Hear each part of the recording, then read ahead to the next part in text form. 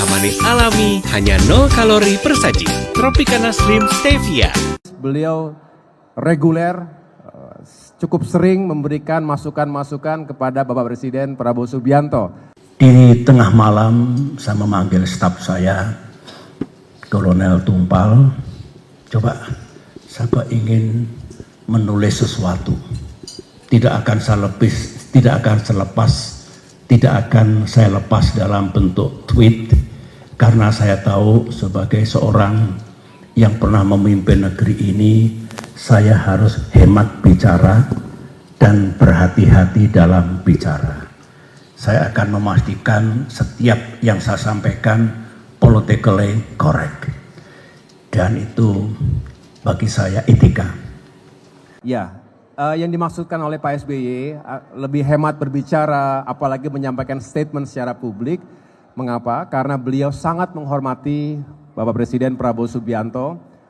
Siapapun yang sedang mengemban amanah, apalagi sebagai presiden, karena tentu tidak banyak yang bisa berempati karena ada berapa yang pernah menjadi presiden. Salah satunya Pak SBY tahu persis bahwa tidak mudah memimpin negeri sebesar Indonesia di tengah-tengah badai dan tantangan global yang juga menuntut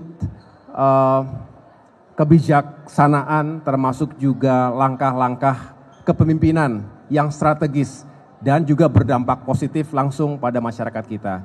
Jadi tentunya Pak SBY tidak ingin disalahartikan, justru beliau diam-diam lebih banyak memberikan masukan. Saya tahu persis beliau reguler, cukup sering memberikan masukan-masukan kepada Bapak Presiden Prabowo Subianto. Tentunya ini sebagai bentuk komitmen secara moral yang disampaikan sejak awal, karena beliau ingin bukan hanya berjuang pada saat pemilu, tetapi juga ingin bersama-sama memberikan support lahir batin agar Bapak Presiden Prabowo Subianto sukses, pemerintah ini juga sukses, karena kalau pemerintahnya sukses, maka rakyat yang akan mendapatkan manfaat terbaiknya. Cukup ya? Terakhir ya.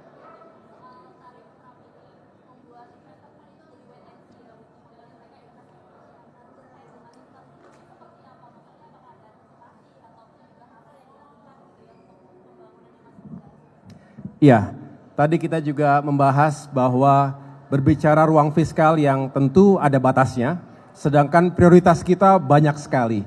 Visi misi Astacita juga meniscayakan kapasitas penganggaran yang besar.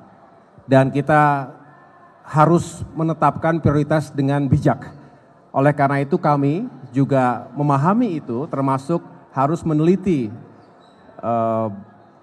proyek-proyek infrastruktur mana yang memang mendapatkan prioritas utama. Ada urgensi hari ini yang tidak bisa ditunda-tunda. Contohnya bagaimana kita untuk menyukseskan swasembada pangan, kita pastikan irigasi itu benar-benar bekerja secara optimal. Lalu kita juga harus bisa meletakkan mana yang masih bisa kita tunda terlebih dahulu. Sambil kita melihat stabilitas situasi ekonomi global dan juga di kawasan termasuk Indonesia. Tetapi prinsipnya kita juga tidak boleh lelah untuk mencari potensi-potensi baru. Sumber-sumber investasi itu bisa datang dari mana saja. Saya sendiri terbuka maupun tertutup aktif untuk berkomunikasi dengan berbagai pihak, termasuk dalam dan luar negeri yang memiliki intensi, ketertarikan, dan keinginan untuk menanamkan modal. Jadi memobilisasi private capital ini juga merupakan salah satu core bisnis pemerintah agar bisa mendukung kebutuhan anggaran untuk kelanjutan pembangunan infrastruktur dan pengembangan kewilayahan. Itu yang kami lakukan, dan saya rasa kita semua kalau mendengar ada kata-kata yang masih wait and see bisa dimaklumi karena memang situasinya masih penuh dengan ketidakpastian, tapi tetap ada optimisme dan harapan yang baik ke depan. Oke, terima kasih.